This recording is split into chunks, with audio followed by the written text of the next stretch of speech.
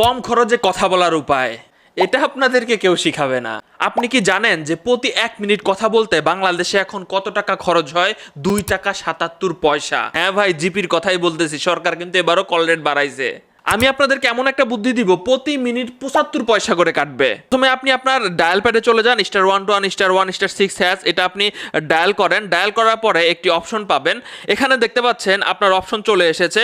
আমি এখানে 3টা প্যাকেজের কথা বলছি, আমি আপনাদেরকে বলবো যে আপনি ডিজুস প্যাকেজে থাকেন, 3-এ ক্লিক করে আপনি পাঠিয়ে দিবেন। এখানে আপনি 5 জনের সাথে 75 পয়সা মিনিট কথা বলতে পারবেন এবং 10 জনের সাথে 1 টাকা 4 পয়সা মিনিটে কথা বলতে পারবেন। সো 3 নাম্বারে ক্লিক করেন। এবার আপনি একটি লিস্ট করে ফেলুন যে আপনি কোন 5 জনের সাথে 75 পয়সা মিনিট কথা বলতে চান, এবং লিস্ট করে ফেলুন কোন 10 জনের সাথে আপনি 1 টাকা 4 পয়সা মিনিটে কথা বলতে চান।